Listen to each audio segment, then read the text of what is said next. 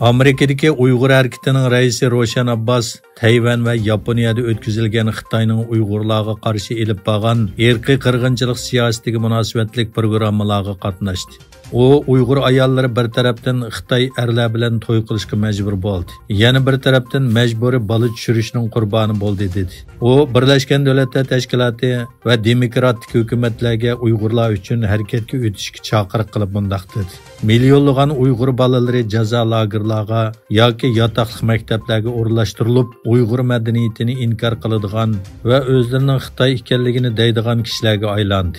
Birlashgan Davlatlar Tashkiloti jumladan dunyodagi barliq davlatlar Xitoy hukumatining insoniy izzat, hurmat, demokratiya, huquq va erkinlikka oshgan urushiga qarshi turishi va Uyg'ur irqiy qirg'inchiligini to'xtatishi kerak dedi.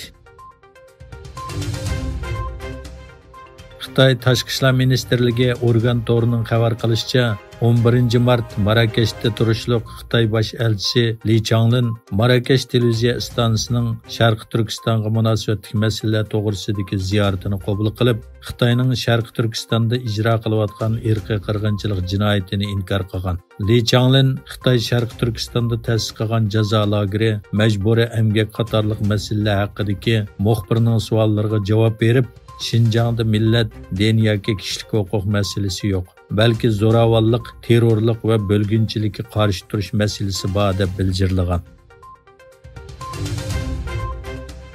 Amerikada 2024-yilning boshlaridan boshlab TikTokni ma'ni qilishni ovozga qo'yishda yangi xizmatlar ishlanib, 13 mart kuni bu haqda rasmiy ovoz berish haqida qaror elindi. Shu kuni tushdan burungi ovoz berishda darvaqa TikTokni ma'ni qilish haqidagi qonun loyihasi 65 ga qarshi 352 ovoz bilan Avom palatasida to'liq ma'qullikdan o'tdi.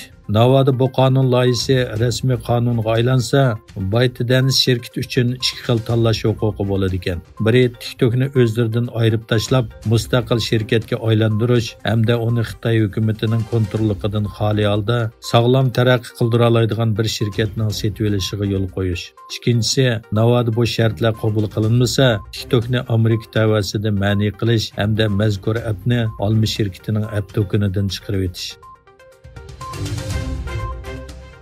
Xitoyning Xebey o'lkasidagi bir restoranda tunugun yuz bergan portlashning moddiy ziyni ko'paymoqda. Sanxi rayonidagi bir restoranda gaz eqib ketish sababidan kelib chiqqan portlashda o'lganlarning soni 7 ga, yaralanganlarning soni 27 ga yetganligi bildirildi. Aloqador tarmoqlar yaralangan 14 kishining davolashdan keyingi doktorxonadan chiqqanligini bayon qildi.